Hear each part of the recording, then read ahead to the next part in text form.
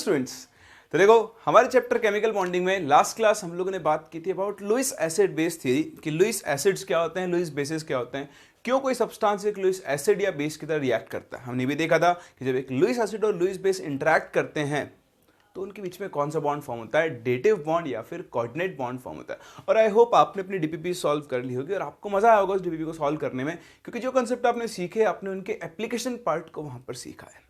सही है ना। चलिए अब आगे हम मूव करने जा रहे हैं। ये तो हमने देख लिया कि लुईस थ्योरी क्या होती है, लेकिन जैसे मैंने आपसे बात की थी कि लुईस थ्योरी हर चीज को एक्सप्लेन नहीं कर सकती है। हाँ, हर चीज को एक्सप्लेन, कुछ चीजों को उसने एक्सप्लेन किया, लेकिन लुईस थ्योरी के कुछ ड्रॉबैक्स थे। उन ड्रॉबैक्स को कंप्लीट करने के लिए हम इंट्रोड्यूस करेंगे एक नई थ्योरी और डिस्कस करते हैं फेलियर ऑफ या फिर ड्रॉबैक्स ऑफ लुईस थ्योरी। कैसी कौन कौन सी चीजें हैं जिनको लुईस थ्योरी एक्सप्लेन नहीं कर सकती है।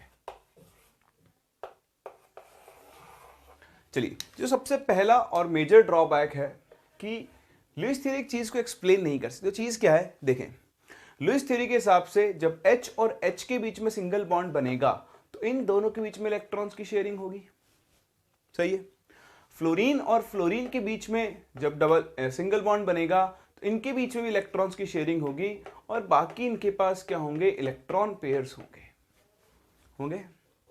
दोनों में एक ही तरीके से बॉन्ड फॉर्म हो रहा है। अगर दोनों में एक ही तरीके से बॉन्ड फॉर्म हो रहा है तो फिर इन दोनों बॉन्ड का स्ट्रेंथ, दोनों बॉन्ड की एनर्जी भी क्या होनी चाहिए, सेम।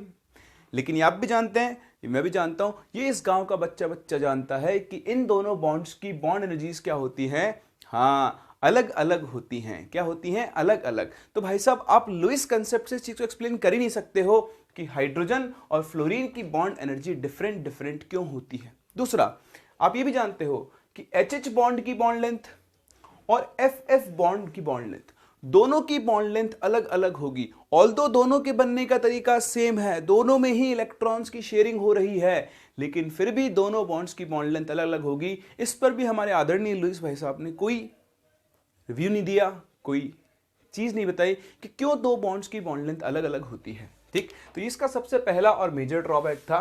तो आप यहां पे लिखना शुरू करें कि Lewis theory cannot explain the difference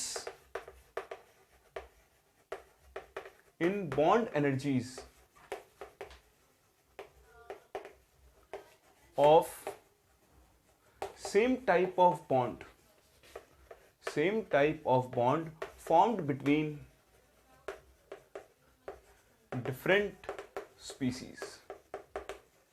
for example, आप HH बॉन्ड की बात कर लो और FF बॉन्ड की बात कर लो, तो दोनों बॉन्ड्स की बॉन्ड एनर्जीज क्या होती हैं, डिफरेंट होती हैं, लेकिन लुईस थ्योरी इस चीज को एक्सप्लेन नहीं कर सकती। सेकंड, दूसरी चीज ये क्या एक्सप्लेन नहीं कर सकती, इट कैन नॉट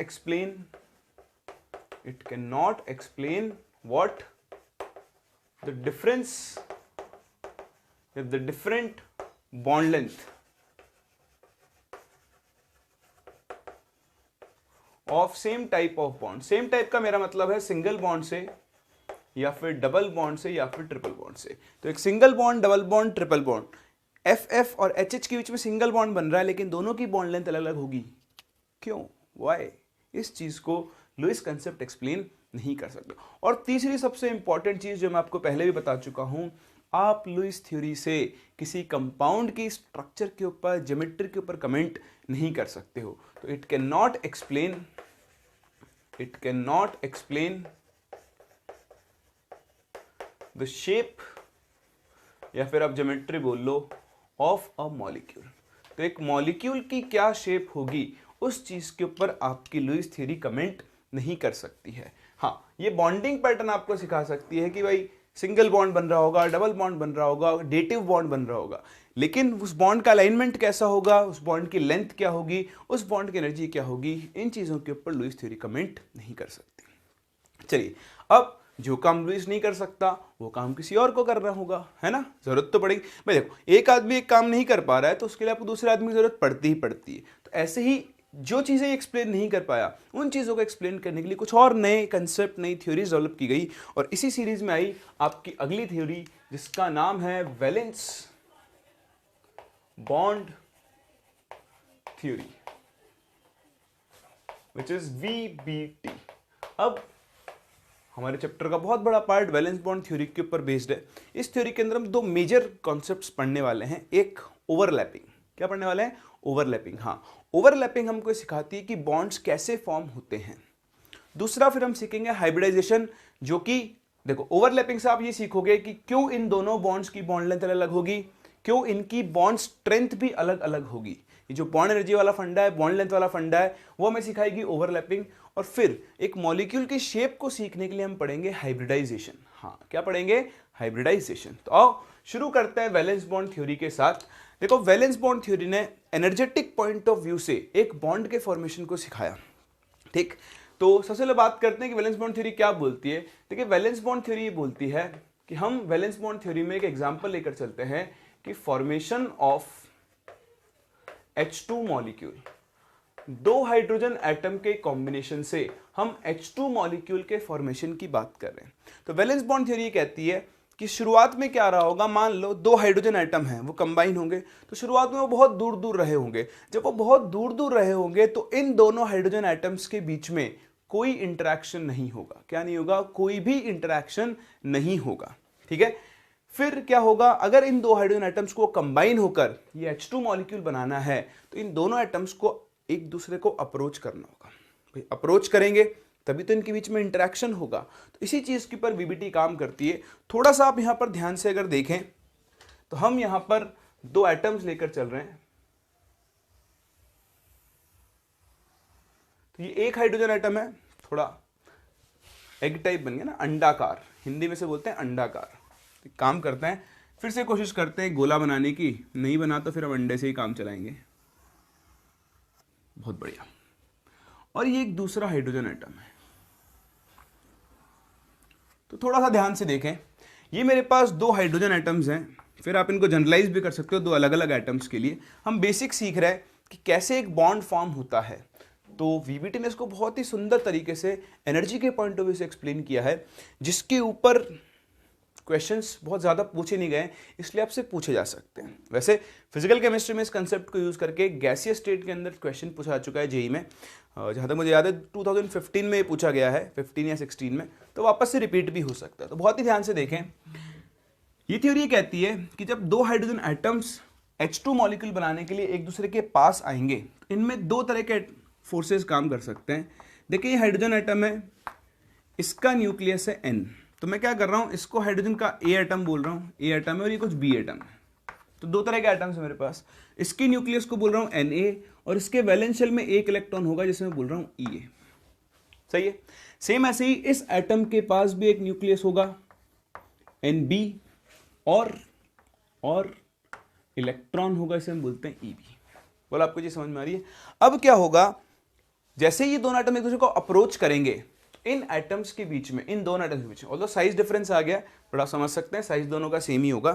तो इन दोनों के बीच में दो तरह के फोर्सेस काम करेंगे। एक फोर्सेस तो काम करेंगे रिपल्शंस। तो रिपल्शन को हम ऑरेंज कलर से यूज करते हैं। क्या आप मुझे बता सकते हैं रिपल्शन कहां कहां काम करेगा? हाँ, वेरी गुड। ये दोनों जब अप्रोच करेंगे तो इन दोनों के न्यूक्लियस के बीच में क्या होगा? रिपल्शन होगा। तो जितनी भी लाइनें मैं यहाँ ऑरेंज कलर से बनाऊंगा वो रिपल्शन को डिनोट कर रही होगी। और रिपल्शन किस किस के बीच में होगा? इन दोनों एटम्स के पास जो एक एक इलेक्ट्रॉन है उनके बीच में भी रिपल्शन होगा। ठीक, तो रिपल्शन किस किस के बीच में होगा? पहला, between the nuclei of the two atoms. सही है। और दूसरा किसके बीच में होगा? Between the electrons of the two atoms. आप चाहो तो हम फोर्स का नाम भी बता देते हैं। Ea और Eb के बीच में रिपल्शन होगा, यहां पर Na और Nb के बीच में रिपल्शन होगा।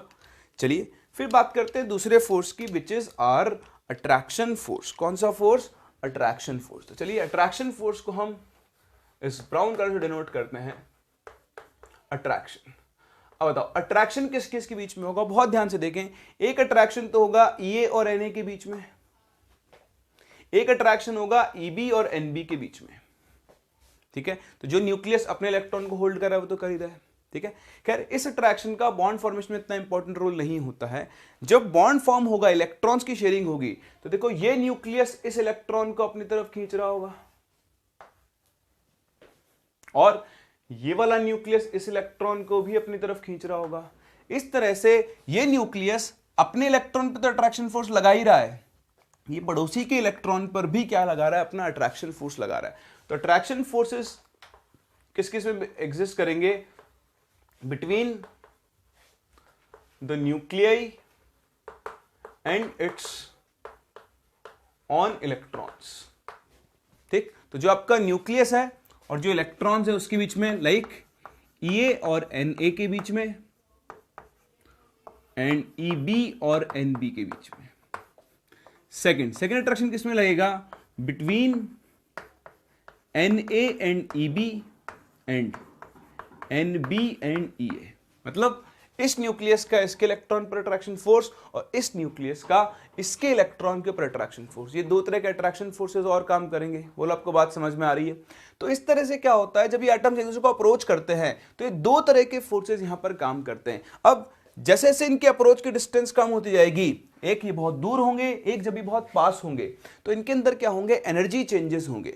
उसी एनर्जी चेंज को आपको यहां पर स्टडी करना है। देखो उसको स्टडी करने के लिए हम यहां पर एक ग्राफ प्लॉट कर रहे हैं और ये ग्राफ आपको बहुत कुछ समझाने वाला है, तो बहुत ही ध्यान से देखें। इधर हम लेकर चल रहे हैं सिस्टम की पोटेंशियल एनर्जी, ये दोनों एक दूसरे से इंटरैक्ट करेंगे तो पोटेंशियल एनर्जी, और यहां पर हम लेकर चल रहे हैं R. What is R? R is the internuclear distance, internuclear distance between these two atoms. ठीक है। अब जब ये एटम्स बहुत दूर दूर हैं, जब ये बहुत दूर दूर हैं तो इनके बीच में ना तो कोई अट्रैक्शन होगा ना ही कोई रिपल्शन होगा, तो उस केस में इस सिस्टम की पोटेंशियल एनर्जी क्या होगी, जीरो। तो जब आर ऑलमोस्ट इनफाइनाइट है तो सिस्टम की पोटेंशियल एनर्जी किसको टेंड कर रही होगी, जीरो को, क्योंकि ये दोनों आपस में इंटरैक्ट नहीं कर रहे होंगे। एक चीज। दूसरी चीज, जैसे जैसे एटम्स पास में आएंगे तो आप देख रहे हो यहां पे दो तरह के फोर्स काम कर रहे हैं, एक रिपल्शन और एक अट्रैक्शन। रिपल्शन जो होते हैं वो लॉन्ग रेंज फोर्सेस होते हैं। क्या होते हैं, लॉन्ग रेंज। ये शायद आपने टर्म सुना नहीं हो, मैं आपको एक्सप्लेन करता हूं। रिपल्शंस, सॉरी लॉन्ग रेंज नहीं, शॉर्ट रेंज। रिपल्शंस क्या होते हैं, शॉर्ट रेंज फोर्सेस होते हैं, और अट्रैक्शंस क्या होते हैं, लॉन्ग रेंज फोर्सेस होते हैं। इसका मतलब क्या है, इसका मतलब ये है कि अगर ये एक एटम है तो ये अपने से आगे 8-10 एटम तक अट्रैक्शन फोर्स लगा सकता है, इसको हम बोलते हैं लॉन्ग रेंज फोर्स। लेकिन ये एटम सिर्फ अपने पड़ोसी को ही क्या कर सकता है, रिपेल कर सकता है, इसको हम क्या बोलते हैं, शॉर्ट रेंज फोर्स। जैसे आप कहीं पर भी हो, आपको अपने मम्मी पापा की, भाई बहन की याद आ ही जाती है, या दुनिया में आप जो सबसे ज्यादा प्यार करते हो उसकी याद आपको आ ही जाती है। क्यों? क्योंकि आपके और उसके बीच में क्या है, अट्रैक्शन। लेकिन आपको अपने दुश्मन की याद, मतलब उससे मिलने का मन बहुत कम होता है ना। क्यों? क्योंकि उसके बीच में क्या होता है, रिपल्शन। जब आपके सामने आ जाएगा तब तो वो खून खोल जाएगा, लेकिन जब आप दूर होंगे तो आपको उससे कोई मतलब नहीं होगा। सिंपल सा फंडा है, attractions are long range forces, repulsions are short range forces. एक चीज। दूसरा, ये फिजिक्स का रूल है, ये आप ध्यान दें, जब भी कभी दो सिस्टम के बीच में अट्रैक्शन होगा तो बताओ वो स्टेबल होगा या अनस्टेबल होगा, स्टेबल होगा ना। बताओ स्टेबल होगा तो एनर्जी ज्यादा होगी या कम, हाँ कम होगी ना। तो सिंपल सी बात है, जहां पर अट्रैक्शन फोर्सेस काम कर रहे हैं वहां सिस्टम स्टेबिलिटी की तरफ मूव करता है और एनर्जी क्या होती है, कम होती जाती है। जहां रिपल्सिव फोर्सेस होते हैं वहां सिस्टम अनस्टेबिलिटी की तरफ मूव करता है और एनर्जी क्या होती जाती है, बढ़ती जाती है। बोलो यहां तक कहानी समझ में आ रही है? समराइज करता हूं, अट्रैक्शन लॉन्ग रेंज फोर्सेज है, रिपल्शन शॉर्ट रेंज फोर्सेज है, छोटे डिस्टेंस पर ही काम करेंगे। जब अट्रैक्शंस होंगे तो सिस्टम की एनर्जी डिक्रीज होगी, जब रिपल्शंस होंगे तो सिस्टम की एनर्जी इंक्रीज होगी। बैकग्राउंड क्लियर है? चलिए शुरू करते हैं। तो जब ये एटम्स बहुत दूर दूर होंगे तो सिस्टम की एनर्जी भी ऑलमोस्ट जीरो होगी। जब ये एटम पास में आते जा रहे हैं तो सिस्टम की एनर्जी तब तक चेंज नहीं होगी जब तक उनके बीच में कौन से फोर्सेस काम करना शुरू नहीं कर देते हैं, अट्रैक्शंस। अब मान लो यहां पर आने के बाद इनके बीच में अट्रैक्टिव फोर्सेस काम कर रहे हैं, तो अगर इनके बीच में अट्रैक्टिव फोर्सेस काम कर रहे हैं तो सिस्टम की एनर्जी, तो जैसे इनके बीच में अट्रैक्शन बढ़ता जाएगा सिस्टम की पोटेंशियल एनर्जी क्या होगी, डिक्रीज होना शुरू होगी। अब क्योंकि शुरुआत में सिर्फ अट्रैक्शन फोर्स काम कर रहा है तो सिस्टम की एनर्जी बहुत तेजी से डिक्रीज होगी, इस तरह से डिक्रीज होना शुरू होगा। मैं ग्राफ पूरा एक साथ प्लॉट करूंगा तभी मजा आएगा, है ना। तो सिस्टम की एनर्जी डिक्रीज होगी, आप और पास लेते जाओगे सिस्टम की एनर्जी और डिक्रीज होगी। अब मान लो इस पॉइंट पर आने के बाद इन दोनों एटम्स के बीच में रिपल्शन भी शुरू हो गया है। तो तो रिपल्शन शुरू होगा तो सिस्टम की एनर्जी को बढ़ाना शुरू करेगा। लेकिन अभी रिपल्शन जब शुरू ही हुआ है, अट्रैक्टिव फोर्सेस क्या कर रहे हैं, अभी भी डोमिनेट कर रहे हैं, तो सिस्टम की एनर्जी क्या होगी, फर्दर डिक्रीज ही होती जाएगी। कब तक, जब तक अट्रैक्शन और रिपल्शन क्या नहीं हो गए हैं, बराबर नहीं होंगे। तो मान लो इस डिस्टेंस पर अट्रैक्शन रिपल्शन बराबर हो गए।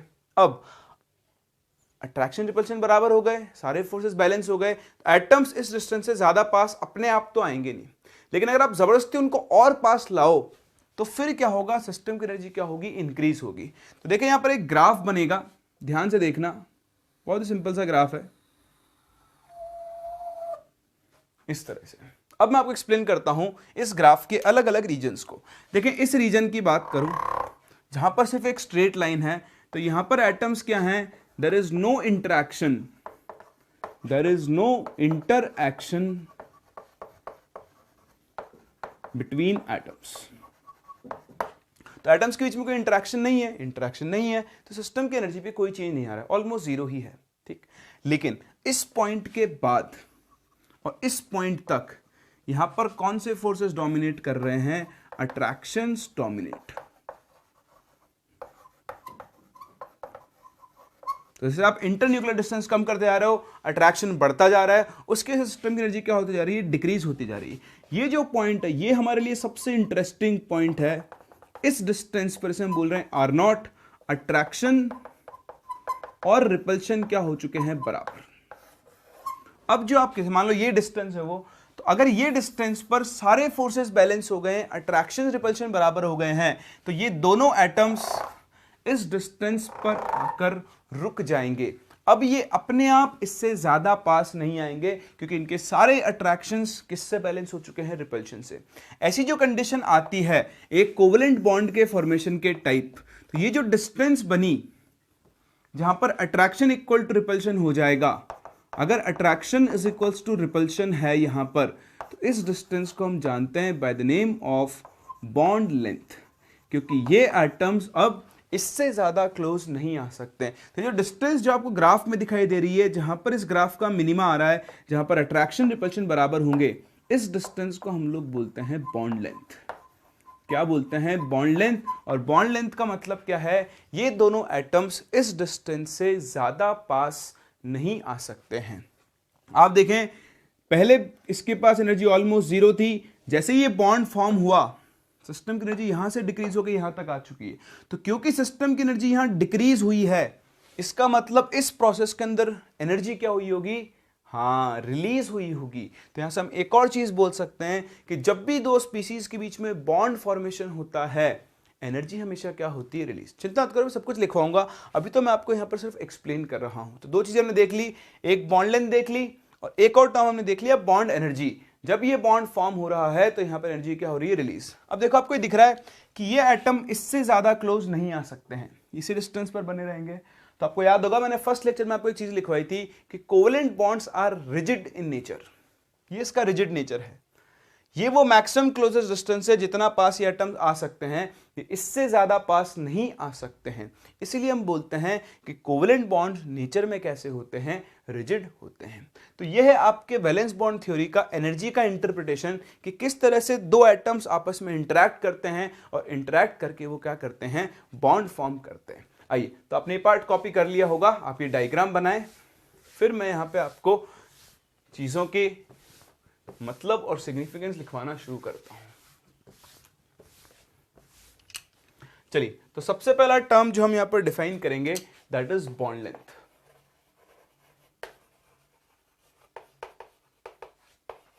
ठीक, तो बॉन्ड लेंथ क्या है, it is the distance of या closest distance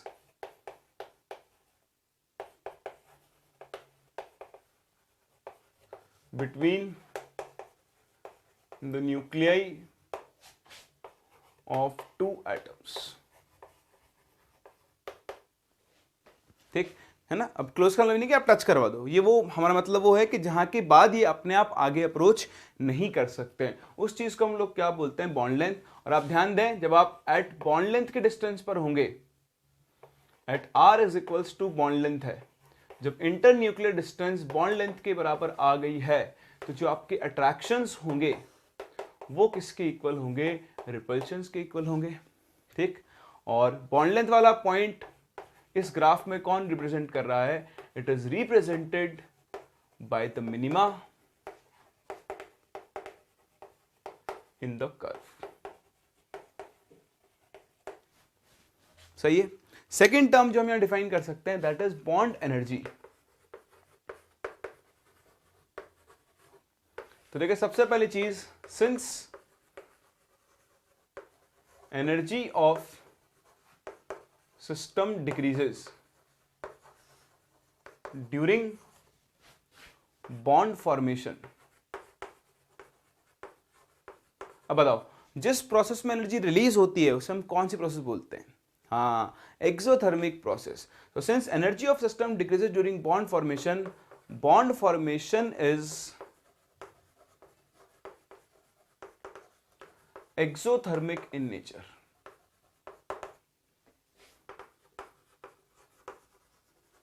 And the energy released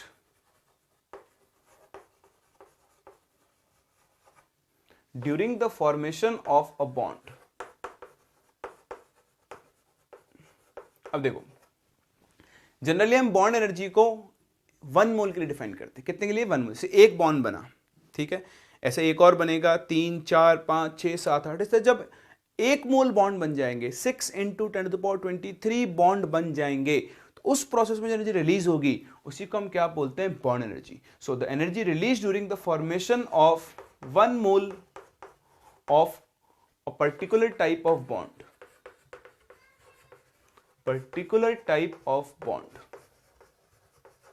उसी को हम लोग क्या बोलते हैं? उसकी बॉन्ड एनर्जी बोलते हैं। बॉन्ड एनर्जी एक बॉन्ड की स्ट्रेंथ को दिखाती है। जिस बॉन्ड की बॉन्ड एनर्जी जितनी ज्यादा होगी उसकी बॉन्ड स्ट्रेंथ भी क्या होगी? उतनी ही ज्यादा। बॉन्ड एनर्जी को डिफाइन करने का एक और तरीका है। जैसे मान लो H और H के बीच में बॉन्ड बना, तो जो एनर्जी रिलीज हुई उसे हमने बॉन्ड एनर्जी बोल दी। या फिर आपको ये HH बॉन्ड तोड़ना है, तो बॉन्ड तोड़ने के लिए आपको हमेशा एनर्जी देनी पड़ेगी। तो जितनी एनर्जी 1 मोल बॉन्ड को तोड़ने के लिए देनी पड़ेगी उसे भी हम क्या बोलते हैं? बॉन्ड एनर्जी ही बोलते हैं। बस जब आप बॉन्ड फॉर्मेशन की बात कर रहे हो तो बॉन्ड एनर्जी के बराबर एनर्जी रिलीज होगी।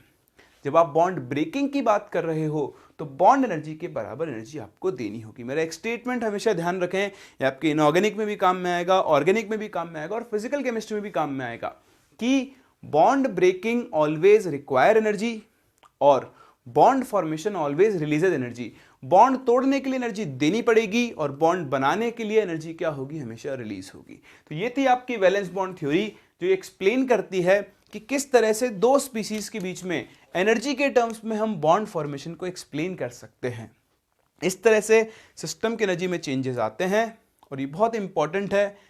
मैं आपको बता चुका हूं, गैसियस स्टेट में इसका यूज करवा चुका है, इनऑर्गेनिक केमिस्ट्री के अंदर भी ये केमिकल बॉन्डिंग में इसका यूज आपसे करवा सकता है। इस मिनिमा पॉइंट का जरूर ध्यान रखें, ये बॉन्ड लेंथ को एक्सप्लेन करता है। चलिए आप ये सब कॉपी करें, फिर मैं आपको बताता हूं कि कैसे इन एटम्स के पास आने पर इनके बीच में बॉन्ड फॉर्म हो रहा है। अभी हमें सिर्फ ये चीज सीखी हमने कि अट्रैक्शन रिपल्शन बराबर हो गया, इसलिए यहां पर आकर रुक जाएंगे। एक्चुअल पिक्चर इसके अंदर छुपी हुई है और उसको समझने के लिए हमें सीखनी होगी ओवरलैपिंग। क्या सीखनी होगी? ओवरलैपिंग। तो आप ये सब कॉपी करें, फिर हम स्टार्ट करते हैं अपने अगले टॉपिक से, इसका नाम है ओवरलैपिंग। तो देखें, वैलेंस बॉन्ड थ्योरी के बेसिक्स को सीखने के बाद अब आप चलेंगे अपने अगले टॉपिक पर, जिसका नाम है ओवरलैपिंग। देखिए, एक्चुअली ओवरलैपिंग से आप ये सीखोगे कि कैसे दो स्पीसीज के बीच में बॉन्ड फॉर्म होते हैं। और अगेन, ओवरलैपिंग को सीखने के लिए आपको कुछ बेसिक चीजें पता होनी चाहिए। तो डिटेल्ड देखो, मैं बेसिकली क्या कर रहा हूं ना, मैं आपको हवा में लेके नहीं चल रहा। थोड़ा सा टाइम लगेगा अपने को चीज़ों को, थोड़ा हो सकता है अपने लेक्चर का नंबर थोड़ा बढ़ जाए, समझ रहे हो चीज़ को। लेकिन जो बेसिक्स एक बार आप क्लियर होंगे तो फिर पूरी इनऑर्गेनिक केमिस्ट्री में आपको कहीं पर भी प्रॉब्लम नहीं आने वाली है। तो उसी के ऊपर काम करते हुए हम लोग मूव कर रहे हैं अपने अगले टॉपिक के ऊपर, जिसका नाम है कंसेप्ट ऑफ ओवरलैपिंग।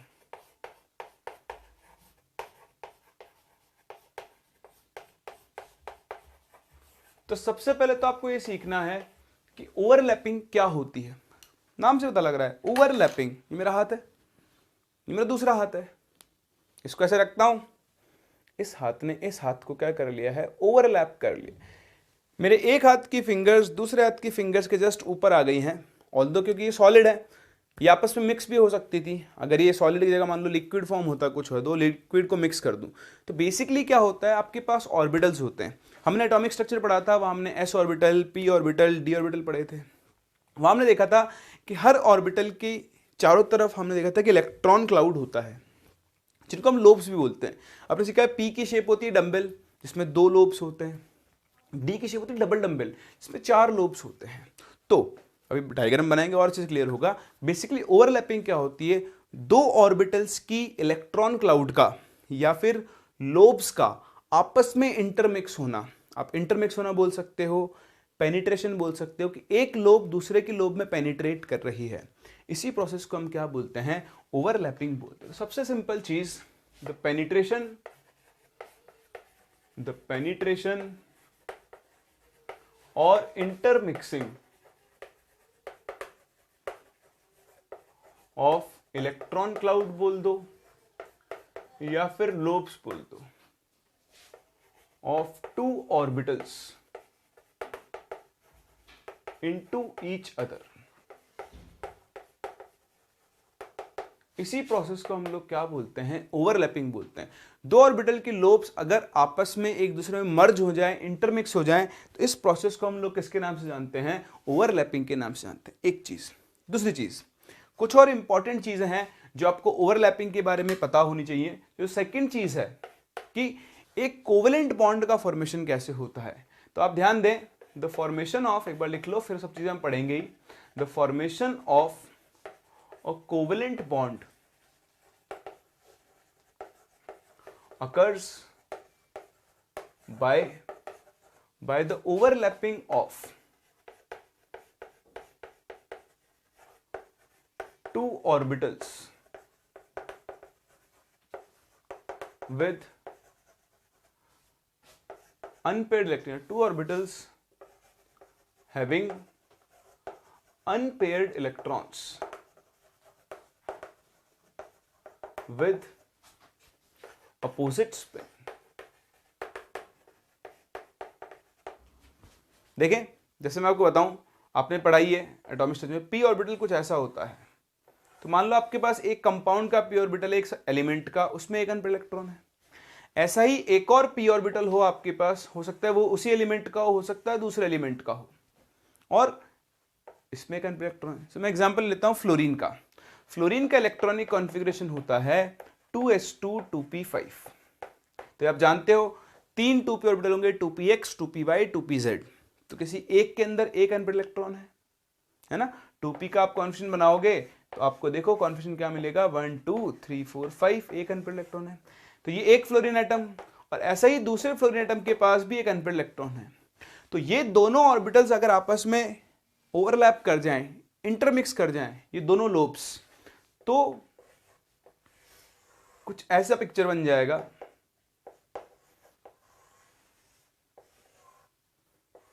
ये फ्लोरीन एटम और ये दोनों इलेक्ट्रॉन्स की क्या हो जाएगी, दोनों फ्लोरीन एटम्स के बीच में शेयरिंग हो जाएगी।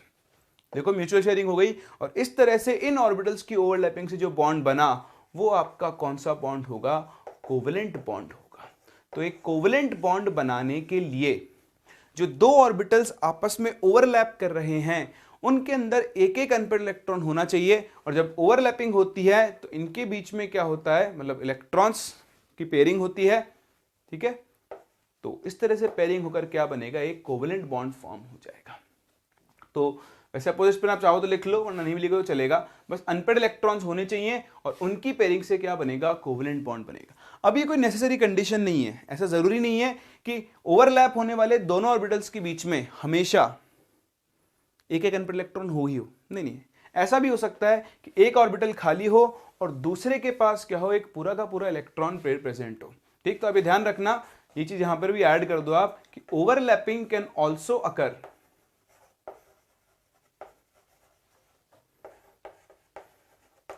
between a vacant orbital and a fulfilled orbital।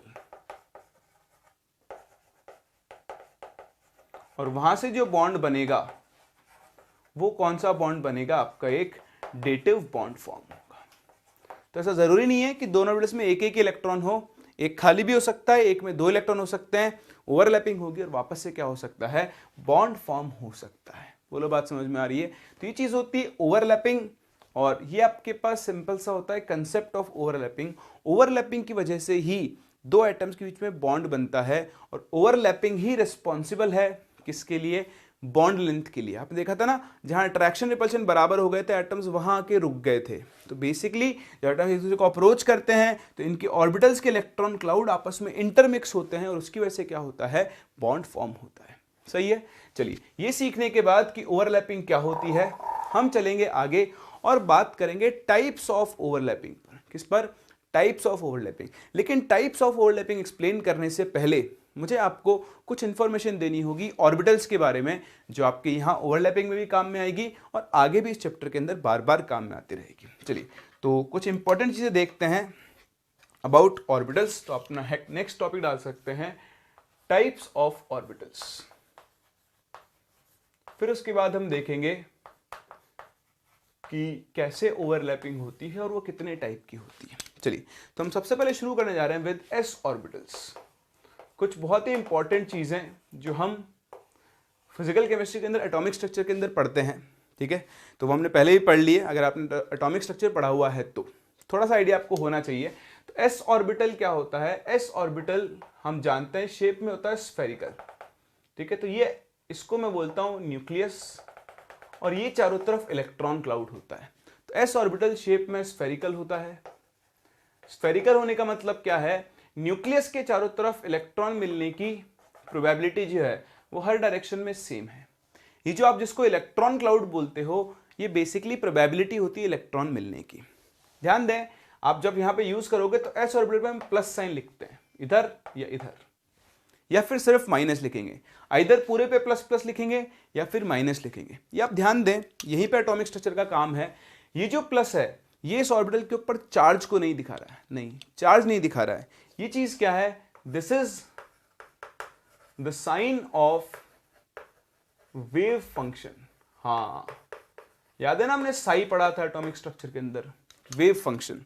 भाई वेव फंक्शन क्या है कि डी ब्रोगली ने, according to de Broglie concept, हम इसको डी ब्रोगली बोलते हैं लेकिन आपको पता था डी ब्रॉय है, तो डी ब्रॉय कंसेप्ट होता क्या है, the wave nature of electron revolving around the nucleus is considered। हाँ, ये चीज मैंने आपको एटॉमिक स्ट्रक्चर में भी सिखाई थी, इसलिए रिकॉल करवा रहा हूं कि डी ब्रोगली ने क्या बोला था कि न्यूक्लियस के चारों तरफ जो इलेक्ट्रॉन घूम रहा है उसका वेव नेचर डोमिनेट करता है। कौन सा नेचर डोमिनेट करता है? वेव नेचर डोमिनेट करता है। तो ये साई उस वेव के वेव फंक्शन को डिनोट करता है। तो ध्यान रखें, इंपॉर्टेंट चीज इतनी देखनी है आपको कि ये जो प्लस है ये चार्ज नहीं दिखाता। अभी हर ऑर्बिटल पे हम लिखेंगे, बस यहां डिफाइन कर रहे हैं। ये किसको दिखाता है? साइन ऑफ वेव फंक्शन को रिप्रेजेंट करता है। चलिए, नेक्स्ट हम मूव करते हैं पी ऑर्बिटल्स के ऊपर। अच्छा, अब इधर चले हम, उससे पहले हम कुछ और चीजों की बात कर लें, या ऐसा करते हैं, पहले पी ऑर्बिटल को डिफाइन करते हैं फिर बात करेंगे। तो नेक्स्ट हम मूव करते हैं पी ऑर्बिटल्स के ऊपर। जैसे कि आप जानते हैं आपके पास 3 तरह के पी ऑर्बिटल्स होते हैं, एक होता है px, एक होता है py और एक होता है pz। p ऑर्बिटल्स की जो शेप होती है वो कैसी होती है? डंबल, यानी इसके अंदर 2 लोब्स होती हैं। कितनी लोब्स होती हैं? 2। तो देखें, डंबल शेप बनाते कैसे हैं? जैसे न्यूक्लियस है, एक लोब इधर होगी और एक लोब इधर होगी, इस तरह से होता है। देखो मैं आपको बता दूं, हम वैसे कंटिन्यूस लोब्स बनाते हैं लेकिन एक्चुअली ऐसा नहीं होता, थोड़ा सा इनके बीच में गैप होता है, ठीक। लेकिन हाँ, यूज करने के लिए हम लोग पी ऑर्बिटल्स को इस तरह से बना देते हैं, बट एक्चुअल शेप कुछ इस तरह की होती है। 2 स्फेरिकल लोब्स होती हैं, उनके बीच में थोड़ा सा गैप होता है, ठीक है। तो ये आपकी डंबल है, इन दोनों को हम लोब्स बोलते हैं, और ये लोब्स इलेक्ट्रॉन क्लाउड को डिनोट करती हैं। तो चलिए मैं आपको बताऊं px, py, pz ऑर्बिटल दिखने में कैसे होते हैं, और कुछ इंपॉर्टेंट चीजें, कुछ नोड्स, नोडल प्लेन्स वगैरह मुझे आपको दिखाने हैं यहां पर, ठीक है। तो मैं आपके सामने बना रहा हूं px ऑर्बिटल। थोड़ा ध्यान से देखिए, 3D डायग्राम बनाएंगे हम थोड़ा सा। तो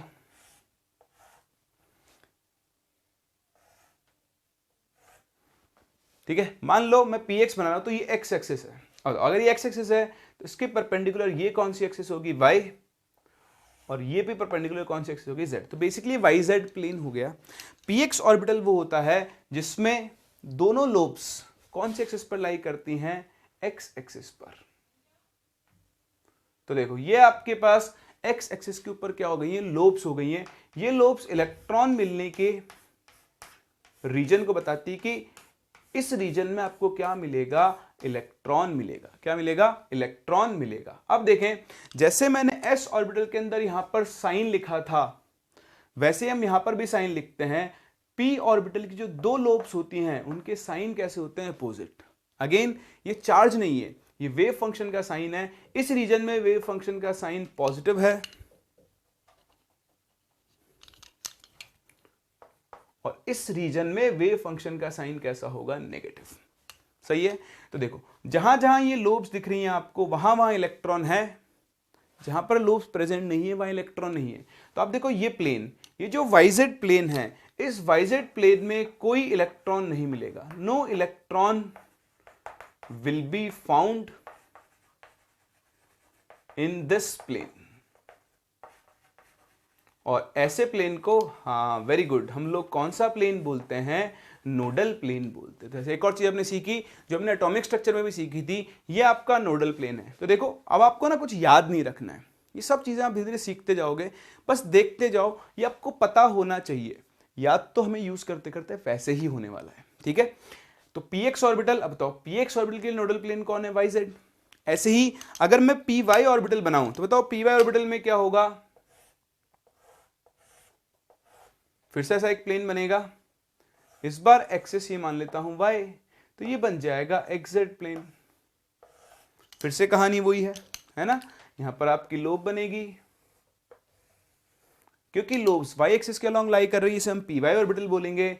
ये पॉजिटिव, ये नेगेटिव। और बताओ फिर से ये कौन सा प्लेन होगा, नोडल प्लेन होगा। तो बहुत सिंपल सी बात है, अगर आपको ऑर्बिटल और नोडल प्लेन पहचानना है तो px ऑर्बिटल, इसके बाद एक्सिस कौन कौन सी बची, y और z, तो इसके लिए yz नोडल प्लेन होगा। py ऑर्बिटल, इसके लिए xz नोडल प्लेन होगा, और pz ऑर्बिटल के लिए xy क्या होगा, नोडल प्लेन होगा। बोलो बात समझ में आ रही है। तो s ऑर्बिटल में वेव फंक्शन का सिंगल साइन होता है, या तो पॉजिटिव होगा या नेगेटिव होगा। p ऑर्बिटल में दोनों लोब्स का साइन अपोजिट होता है, एक पॉजिटिव दूसरी नेगेटिव, और हर p ऑर्बिटल में एक नोडल प्लेन होता है। कितना होता है, एक। चलिए अब मैं आपको एक नए टाइप ऑफ ऑर्बिटल का नाम सिखाने जा रहा हूं। ये आपने कॉपी कर लिया ना, चलो तो हम मूव करते हैं आगे, और मैं आपको सिखा रहा हूं एक नए टाइप के ऑर्बिटल का नाम। किसका नाम, नए टाइप के। हाँ, हो सकता है आप में से कुछ लोगों ने नाम सुना हो सकता है कुछ लोगों के लिए ये पहली बार हो कि वो इस नाम को सुनने जा रहे हैं। The name is gerade and ungerade orbitals.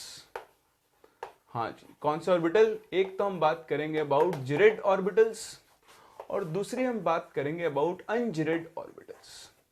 देखो फिर से मैं आपसे बोल रहा हूं, आप इन नामों को रटने ना बैठे, बहुत आसान है पहचानना।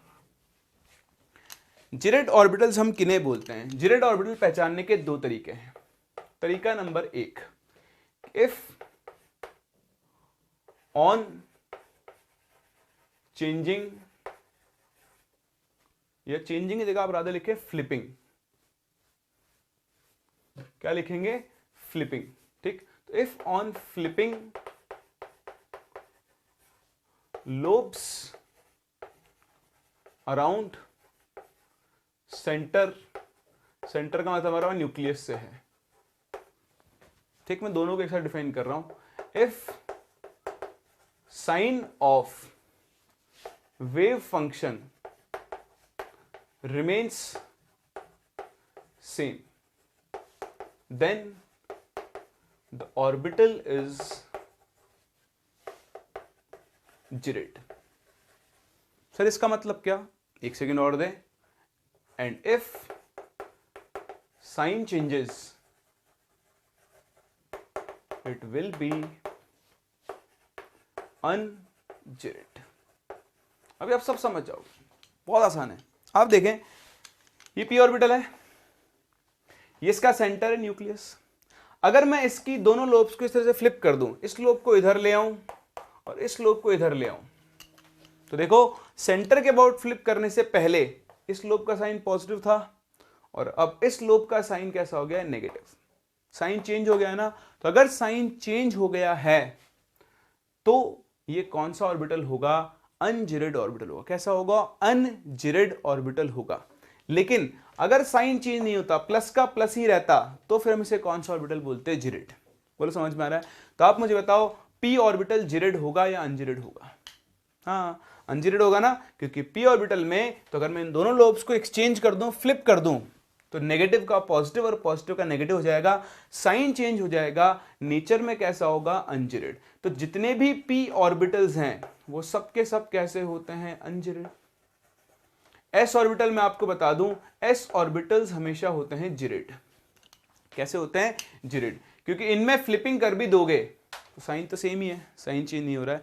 तो एस ऑर्बिटल्स जिरेड होते हैं, जबकि पी ऑर्बिटल्स कैसे होते हैं, अनजिरेड। अच्छा, जिरेड अनजिरेड पहचानने का एक और तरीका है। अगर किसी ऑर्बिटल के अंदर odd number of nodal planes हैं तो उसको हम बोलते हैं अनजिरेड, और अगर even number of nodal planes हैं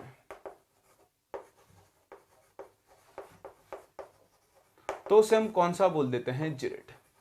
ठीक, तो ये हर जगह वैलिड हो जरूरी नहीं है, पर ये हमेशा वैलिड है। सेंटर के अबाउट फ्लिप करने पर अगर साइन चेंज हो गया तो अनजिरेड है, और साइन चेंज नहीं हुआ तो वो कैसा होगा, जिरेड। तो आपको दिख रहा है जितने भी पी ऑर्बिटल हैं, चाहे वो पी एक्स हो, चाहे वो पी वाई हो, चाहे वो पी जेड हो, ये सब के सब नेचर में कैसे होते हैं, अनजिरेड होते हैं। रीजन दिख ही चुका है आपको। चलिए अब बात करते हैं डी ऑर्बिटल्स की, उनके ऊपर साइन की, और फिर देखेंगे ओवरलैपिंग को।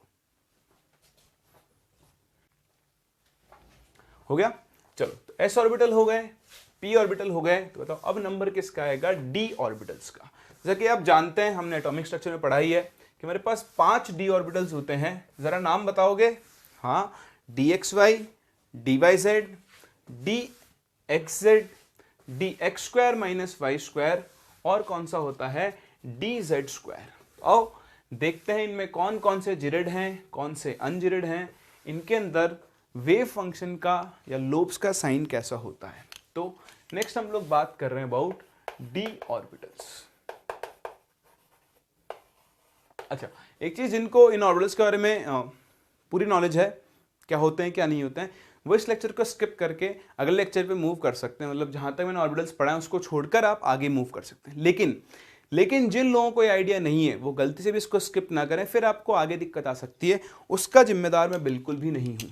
ठीक, तो देखें, there are 5 d orbitals which are named as dxy, dyz, dzx, dx square minus y square and dz square। एक चीज, दूसरा जो डी ऑर्बिटल होता है उसकी शेप कैसी होती है, डबल डंबल, कुछ इस तरह की। तीसरी चीज, एक डी ऑर्बिटल की अपोजिट लोब्स का क्या होता है, सेम साइन होता है। Opposite lobes have same sign of wave function. तो ये 3 चीजें हैं। 5 डी ऑर्बिटल्स होते हैं, डबल डंबल इनकी शेप होती है, और अपोजिट लोब्स का साइन कैसा होता है, सेम होता है। ठीक, दूसरी इंपॉर्टेंट चीज, ये आपके यहां तो काम में नहीं आएगी लेकिन आगे काम में आती है, इसलिए पढ़ ही लेते हैं हम लोग। हम इन डी ऑर्बिटल्स को 2 सेट में डिवाइड करते हैं। कितने सेट में, 2 सेट में। So these d orbitals are divided into 2 sets. पहला सेट होता है ईजी, ऐसा कर लो, पहले सेट को हम बोलते हैं एक्सियल ऑर्बिटल्स, और इनको हम प्यार से बुलाते हैं ईजी। ईजी का मतलब होता है इक्वली डीजनरेट। हाँ, डीजनरेट। क्या मुझे डीजनरेट टर्म के बारे में इंफॉर्मेशन दे सकते हैं? हाँ बिल्कुल दे सकते हैं सर, क्योंकि हमने एटॉमिक स्ट्रक्चर में सीखा था। डीजनरेट ऑर्बिटल्स क्या होते हैं, वो ऑर्बिटल्स जिनकी एनर्जी सेम होती है, उन्हें हम डीजनरेट ऑर्बिटल्स बोलते हैं।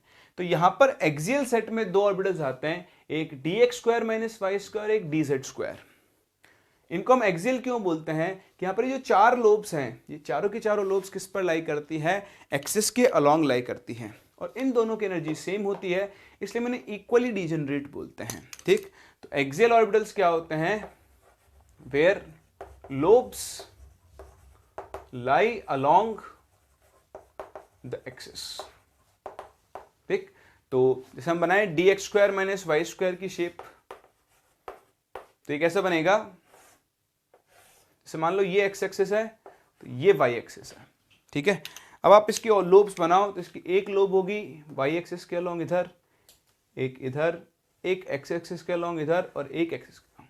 तो आप ऐसा भी बोल सकते हो x एक्सिस पर दो बार लोब आ गई, y एक्सिस पर दो बार लोब आ गई, इसलिए हम dx² - y² इसे बोलते हैं। अब बताया अपोजिट लोब्स का साइन सेम होगा, ये पॉजिटिव, ये पॉजिटिव, ये नेगेटिव, तो ये नेगेटिव। दूसरा नोडल प्लेन्स, अब देखो ये xy एक्सिस है, अगर मैं इसको z एक्सिस बना लूं, कौन सी एक्सिस बना लूं, z, तो मैं इसका 3D डायग्राम दिखाता हूं आपको, थोड़ा सा आप ध्यान से देखना, इतनी आसानी से आपको ऐसे दिखाई देगा नहीं, बट स्टिल हम लोग थोड़ी सी कोशिश करते हैं इसको कंप्लीट करने की। कि मेरे पास, मैं एक प्लेन बना रहा हूं,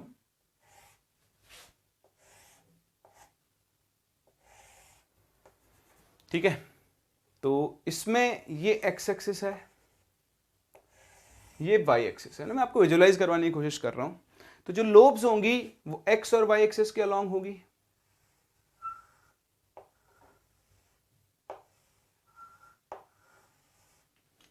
सही है। अब ये जो होगी आपकी, ये z एक्सिस होगी। ठीक है, तो आप देखो अगर मैं इसको इस प्लेन के अलोंग कट करूं, इधर से कट करूं, इस वाले प्लेन के अलोंग, ये ऐसे है ना, इधर से, और एक इस वाले प्लेन के अलोंग कट करूं, तो यहां पर क्या होते हैं, मुझे दो नोडल प्लेन्स मिलेंगे, एक इधर और एक इधर। ठीक, तो यहां पर आपके पास दो नोडल प्लेन्स होते हैं, two nodal planes at 45 degree angles. तो एक्सिस से 45 डिग्री एंगल पर आपको दो नोडल प्लेन दिखाई देते हैं, जहां पर आपको कोई इलेक्ट्रॉन नहीं मिलेगा। अब आप मुझे बताओ, वो आप यहां से देख सकते हो, एक ऐसे कट करूं और एक ऐसे, इन प्लेन्स का कोई नाम नहीं होता है, तो यहीं से देख लो, इसकी जरूरत हमें नहीं है, ठीक है, वो हम दूसरे में बनाएंगे। तो क्योंकि यहां पर लोब्स एक्सिस के अलोंग लाई कर रही है, इसे हम एक्सियल ऑर्बिटल बोलते हैं। यहां पर दो नोडल प्लेन होंगे जो 45 डिग्री एंगल पर होंगे। आप मुझे एक चीज का आंसर दो, ये ऑर्बिटल जिरेड होगा या अनजिरेड? हाँ, आगे बात समझ में, सिंपल है, दो नोडल प्लेन है, even number of nodal plane, gerade होगा। या फिर सेंटर के अबाउट लोब्स को फ्लिप करो, इसको इधर ले आओ, इसको इधर ले जाओ, इसको इधर ले आओ, इसको इधर ले जाओ, ले आओ, साइन सेम है तो साइन चेंज ही नहीं होगा। तो अगर साइन चेंज नहीं हो रहा है तो ये ऑर्बिटल्स कैसे होंगे, जिरेड। इसका मतलब जो आपके डी ऑर्बिटल्स होते हैं वो जिरेड, ऐसे याद रख लो। ऐसे देख लो, ऑल्टरनेट, एस जिरेड, पी अनजिरेड, डी जिरेड। उसके आगे चलोगे तो फिर से क्या मिल जाएगा आपको, अनजिरेड। समझ रहे हैं इस चीज को? तो जैसे भी याद रखो, इंपॉर्टेंट है आपको एस पी डी में जिरेड अनजिरेड देखना आना चाहिए। कई बार कई बुक्स में, मटेरियल में आपको जिरेड अनजिरेड के ऊपर बेस्ड क्वेश्चंस मिल जाते हैं, सही है ना। चलिए मूव करते हैं आगे। तो वह dx² - y², ऐसे आपका जो सेकंड ऑर्बिटल बनता है वो होता है dz²। कौन सा होता है, dz²। अब देखिए dz² की जो शेप होती है वो बाकी ऑर्बिटल से थोड़ी सी डिफरेंट होती है। तो dz² में क्या बनता है, ऐसे एक लोब होगी, ठीक, यहां पर एक ऐसे रिंग बनती है, एक लोब ऐसे नीचे की तरफ होती है। तो ये आपका dz² ऑर्बिटल होता है, ये z एक्सिस है, और ये जो रिंग है, ये ring lies in xy plane. और इंपॉर्टेंट चीज मैं आपको बताऊं इसके बारे में, इसकी जो 2/3 इलेक्ट्रॉन डेंसिटी होती है, 2/3 इलेक्ट्रॉन डेंसिटी, सब अपने काम में आता है इसलिए बता रहा हूं, लाइज अलोंग z एक्सिस।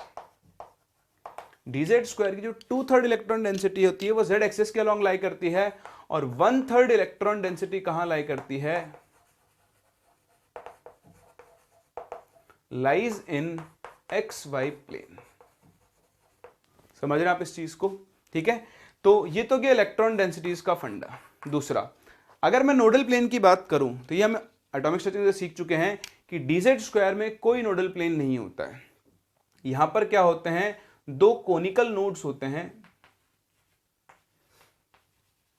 या फिर आप इन्हें नोडल सरफेसेस भी बोलते हैं। ठीक है, तो डीजेड स्क्वायर ऑर्बिटल में कोई नोडल प्लेन नहीं होता है, क्योंकि देखो जैसे आप नोडल प्लेन क्या होता है, न्यूक्लियस से पास होने वाला वो इमेजिनरी प्लेन जहां इलेक्ट्रॉन्स नहीं मिलेंगे। तो अगर आप यहां पे एक प्लेन ड्रॉ करो जो न्यूक्लियस से पास हो रहा हो तो वो इस रिंग को जरूर कट करेगा। रिंग इलेक्ट्रॉन क्लाउड है, मतलब उस प्लेन में इलेक्ट्रॉन मिलेंगे ही मिलेंगे। तो यहां पर नोडल प्लेन नहीं होकर ऐसे कोनिकल नोड्स बनते हैं। देखे, ध्यान से देखना, ये जो मैं फ्लास्क टाइप बना रहा हूं कोन, देखो ये कोन जो है ये इस लोब को ना तो कट कर रहा है ना टच कर रहा है, बस इस लोब को चारों तरफ से कंटेन कर रहा है। तो इस पूरी सरफेस पर इलेक्ट्रॉन मिलने के कहीं चांसेस नहीं होंगे। सेम ऐसे ही आप इस तरफ आओ तो सेम चीज यहां पर होगी। इस तरह से आपका डीजेड स्क्वायर ऑर्बिटल है। तो ये आपके जो दो ऑर्बिटल्स हैं, दीज आर एक्सियल ऑर्बिटल्स, जिन्हें हम प्यार से किस नाम से बुलाते हैं, ईजी। ठीक, एक्सियल क्यों बोल रहे हैं, क्योंकि इनकी लोब्स कहां लाई कर रही है, एक्सिस के अलोंग लाई कर रही है। इसी तरह से हमारे पास सेकंड सेट ऑफ ऑर्बिटल आता है जिसे हम non axial set of orbitals बोलते हैं। कौन से ऑर्बिटल्स बोलते हैं, नॉन एक्सियल ऑर्बिटल्स, जिन्हें हम प्यार से T2G बुलाते हैं। क्या बुलाते हैं, T2G। अभी T2G क्या है, T2G का मतलब होता है ट्रिपली डीजेनरेट, मतलब जो बाकी के तीन ऑर्बिटल बचे उनकी एनर्जीज क्या होंगी, सेम, और नॉन एक्सियल है तो इनकी लोब्स एक्सिस के अलोंग लाई नहीं कर रही होगी। तो बहुत ध्यान से देखें, इंपॉर्टेंट है।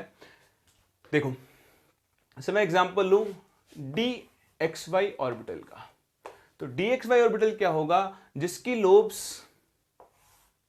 X और Y एक्सिस के बीच में लाई कर रही होंगी। जी हाँ, ये आपका कौन सा ऑर्बिटल है, DXY ऑर्बिटल है, और अपोजिट लोब्स के साइन क्या होंगे, सेम।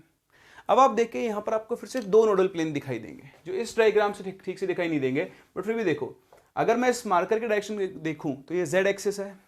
तो देखो एक प्लेन तो हो गया XZ प्लेन और एक हो गया YZ प्लेन, जो कि किसको डिनोट कर रहा होगा, नोडल प्लेन्स को।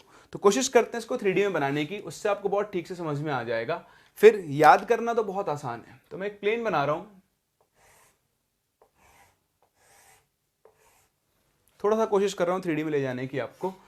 तो ये है X एक्सिस, लेट्स से ये है Y एक्सिस। तो यहां पर जो लोब्स लाई करेंगी वो XY प्लेन के अंदर लाई करेंगी। ठीक है, आपको दिखाई दे रही है। अब आप देखें, ये आपकी Z एक्सिस होगी, ठीक है, ऐसे नीचे तक जा रही होगी। तो मैं दो अलग अलग प्लेन दिखा रहा हूं आपको, एक ऊपर दिखाऊंगा एक नीचे दिखाऊंगा।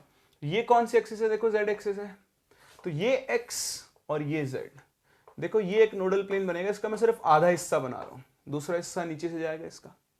तो ये आपका एक नोडल प्लेन है जिसका नाम आप XZ लिख सकते हो। ऐसे अगर मैं Y को इंक्लूड करूं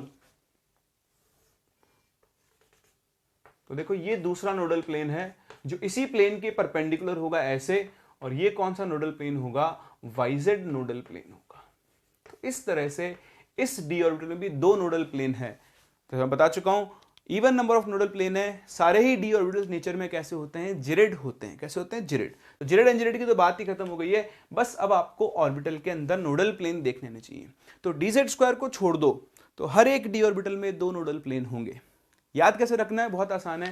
जैसे DXY था, ठीक, तो मैं इधर लिखता हूं ऑर्बिटल, अब बस आप एक्सिस चेंज करते जाओ, तो DXY, और इधर लिखता हूं नोडल प्लेन।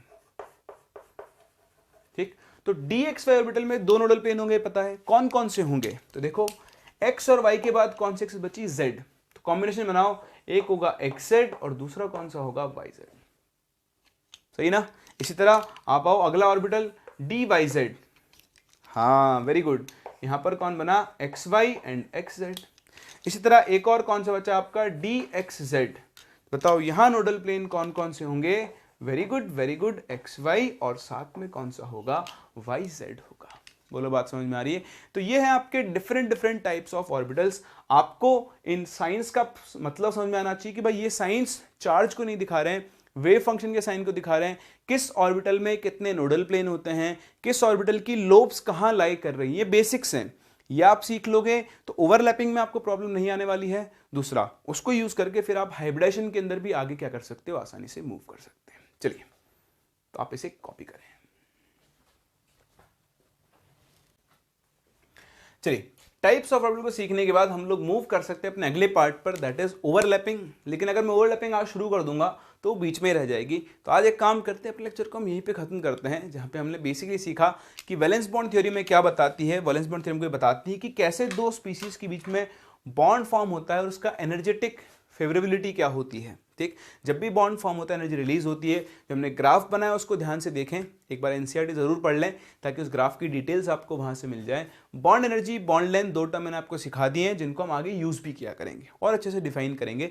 अभी आपको बेसिक आइडिया दिया है। और फिर हमने बात की ओवरलैपिंग की, कि दो ऑर्बिटल्स की लोब्स का आपस में इंटरमिक्स होना, उसी प्रोसेस को हम क्या बोलते हैं, ओवरलैपिंग। ओवरलैपिंग में आपको सिखाता, उससे पहले मैंने आपको ओवरलैपिंग के लिए कुछ बेसिक चीजें सिखाई है कि ऑर्बिटल्स, उनके टाइप्स, उनकी लोब्स का अरेंजमेंट और उनकी लोब्स में वेव फंक्शन के साइंस। नेक्स्ट क्लास हम मिलते हैं, देखते हैं ओवरलैपिंग कितने टाइप की होती है। हाँ, अब ध्यान देना, हो सकता है मुझसे कई लोगों ने ओवरलैपिंग पढ़ी हो, लेकिन अब आप ओवरलैपिंग को और अच्छे से एडवांस लेवल पे लेके जाओगे, उसके अंदर थोड़ा और इन डेप्थ चलेंगे और चीज़ों को सीखेंगे। जरूरी है सीखना, क्योंकि उनके ऊपर बेस्ड क्वेश्चंस भी आपसे पूछ ले जाते हैं। तो मिलते हैं नेक्स्ट क्लास और यहाँ से आगे कंटिन्यू करते हैं।